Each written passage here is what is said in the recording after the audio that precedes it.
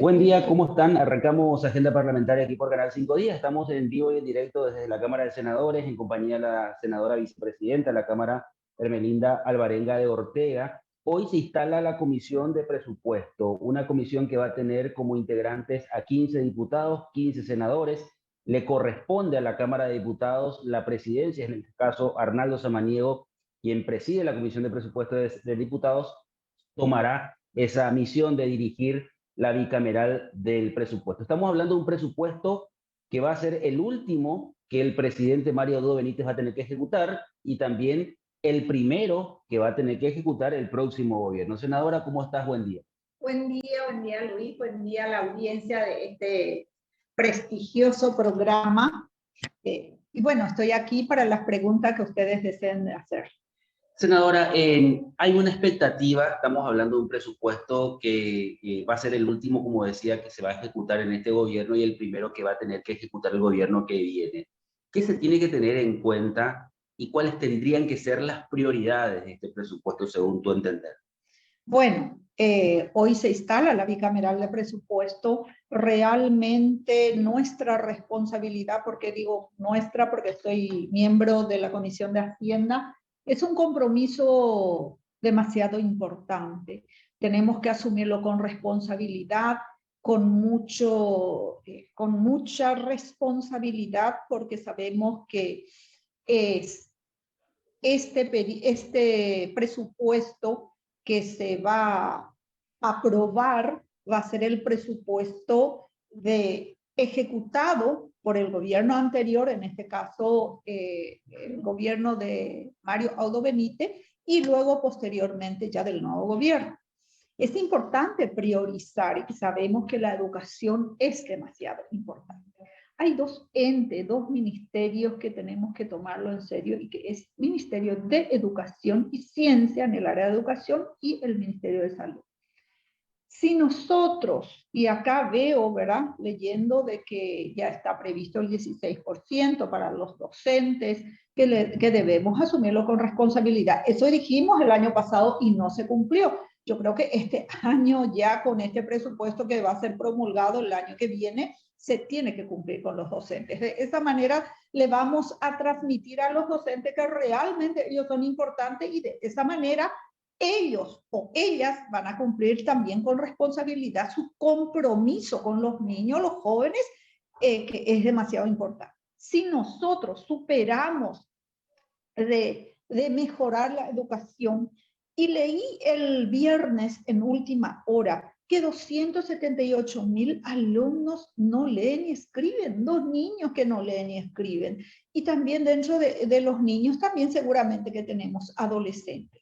¿Qué estamos haciendo? No podemos retroceder, porque sabemos que la educación es prioridad para el desarrollo del país. Si tenemos 278,000 personas que no leen, no firman y no comprenden, estamos llevándole a la ignorancia, y no solamente a la ignorancia, sino a la pobreza.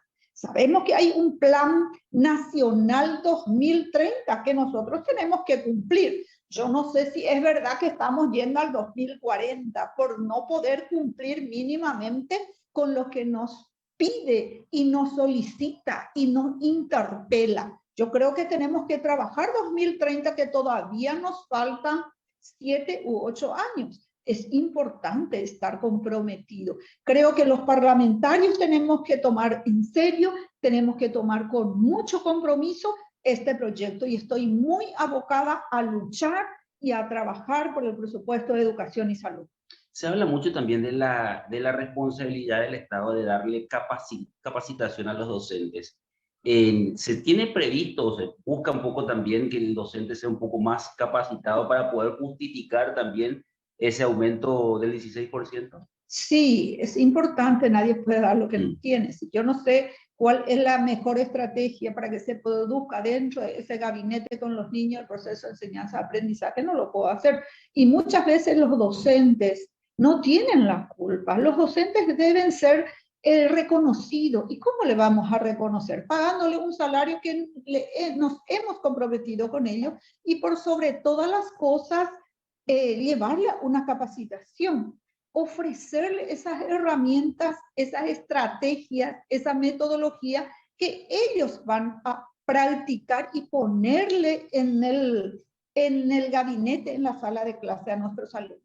Es importante, preocupa saber leer y escribir correctamente, la gramática al servicio de la redacción. Eso quiere decir que nuestros alumnos tienen que saber leer y escribir según los indicadores. Hay indicadores de lectura, hay indicadores de lectura oral. El método, el proyecto de 10 minutos de lectura antes de emprender, antes de iniciar el proceso de enseñanza.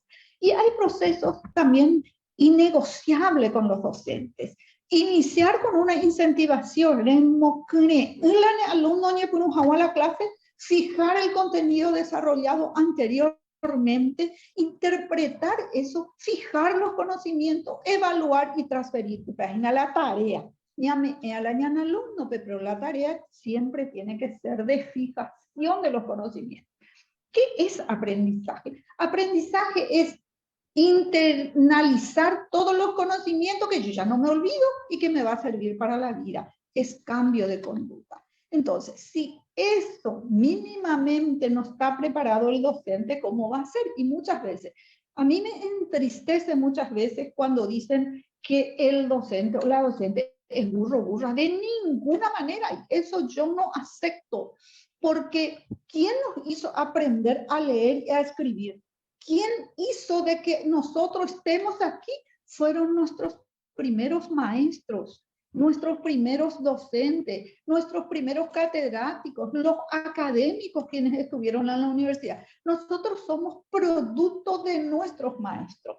Yo siempre digo que cuando hay mayoritariamente 80% de aplazados, ¿quién se aplaza? El maestro, porque no puedo evaluar lo que yo no di. Y generalmente en el proceso enseñanza-aprendizaje damos una cosa, lo más fácil, lo más rápido, y queremos evaluar lo más difícil. Yo soy evaluadora educacional formada por chilenos, donde la evaluación se aprendía desde la mañana, desde las 7 de la mañana hasta las 18 horas, donde realmente los libros, la teoría debe ser inmediatamente en la práctica. ¿Se llegó a consensuar, senadora, este programa de transformación educativa? Porque semanas atrás veíamos a un grupo de padres que protestaban por ese programa o plan de transformación educativa. Por lo menos nosotros aquí en el Parlamento también estamos preocupados dentro de la Comisión de Educación. La transformación educativa, como siempre sostengo y voy a sostener como maestra, debe iniciarse en aula y desde el maestro. Porque la planificación estratégica, la planificación anual, la planificación semestral, la planificación mensual, que tiene que bajarse en una planificación diaria de aula, debe iniciarse con el docente. Porque de nada sirve la mejor revista, la mejor estrategia, porque la que le va a dar vida va a ser el maestro. El maestro rural allá de Azote, de Santa Carolina, de Horqueta, estoy hablando un poco de los lugares lejanos. Entonces, esa maestra que va en zapatilla, que a veces va en moto, apeligra su vida, inclusive yendo a pie, caminando 5 kilómetros, son los que tienen que darle vida al plan estratégico. Nuestra educación debe ser lo más sencillo, lo más práctico posible. A mí no me gustaría como maestra y como entendida el área de educación que nosotros transformemos términos técnicos. Los términos deben ser tan sencillos. No imitemos y no tengamos que comprar consultoría que donde no saben vienen de otros países y no conocen la realidad del país. Nosotros tenemos técnicos, magíster, doctores que entienden la educación. Entonces, aquí nosotros tenemos que trabajar, porque existen los objetivos nacional, objetivos o competencia departamental, distrital y luego institucional. Yo tengo que saber en dónde está situada mi institución, en qué distrito, cuál es la realidad de mi distrito, cuál es la realidad de mi departamento y luego a nivel nacional. Porque un alumno formado en el nivel medio puede irse a otros países a estudiar y tiene que llevar algunos conocimientos, competencias o capacidades válidas para su formación. Entonces, en ese sentido, por ejemplo, yo también manifesté el programa Becal, que también hay un proyecto de 30 millones de dólares que hay que aprobar en el Congreso. Yo también fui becada 2 años al Japón. Pero como yo sabía que nadie iba a dar valor a los conocimientos que yo traje, tuvimos que fundar una institución educativa en donde realmente tenemos la posibilidad de volcar y de experimentar toda la educación que se puede. En el escrito tenemos maravillosos objetivos generales, específicos, un marco teórico, pero en la práctica también tenemos, de la teoría a la práctica tenemos que mejorar.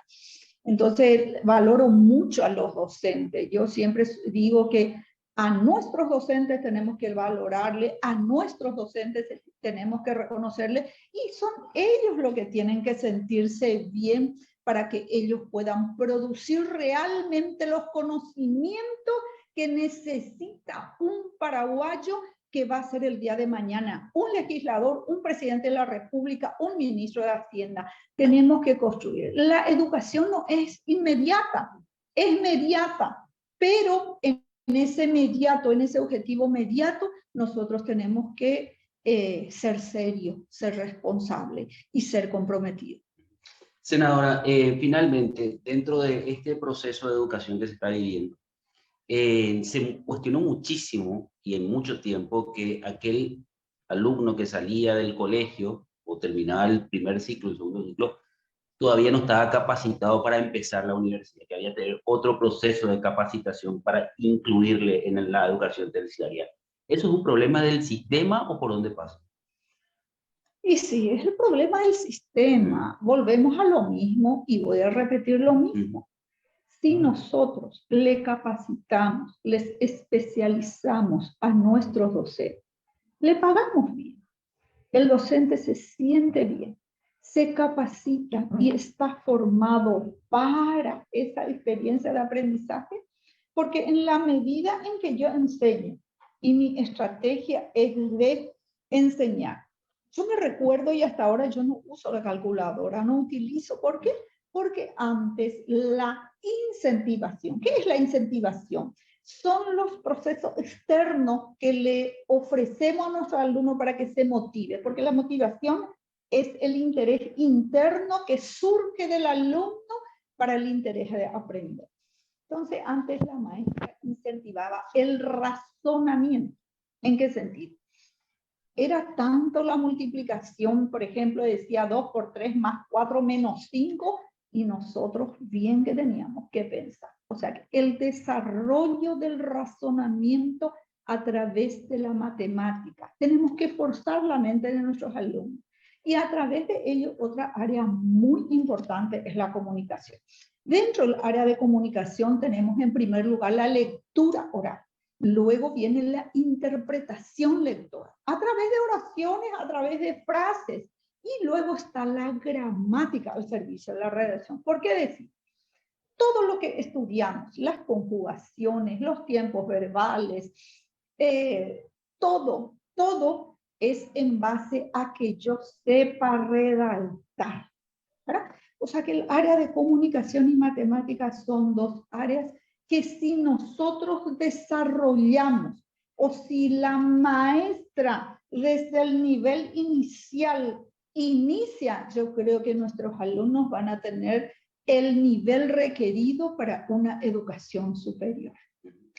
Senadora, por último, hablando de todos estos temas que vos conocés perfectamente, hay un paso que querés dar, que es continuar en el Senado. ¿Cómo está ese proceso, esa campaña? Bueno, quiero continuar en el Senado porque tengo todavía objetivos que cumplir dentro, como persona, como paraguaya, como educadora, como maestra, como esposa, como madre, porque la preocupación que tengo es llevar a cabo o continuar los proyectos que me he propuesto cuando inicié el periodo de la senaduría. En ese sentido, quiero cumplir algunos sueños todavía de colaborar desde el Parlamento Nacional con los proyectos que beneficie a la ciudadanía, porque política es democracia y democracia es participación ciudadana. Gracias, senadora, muy amable. Gracias a usted. Estuvimos con la senadora Hermelinda Alvarenga de Ortega, aquí desde la Cámara de Senadores. Se instala la Comisión de Presupuesto, 11 horas, vamos a estar con todos los detalles desde este lugar. Será hasta otro momento. Hasta luego.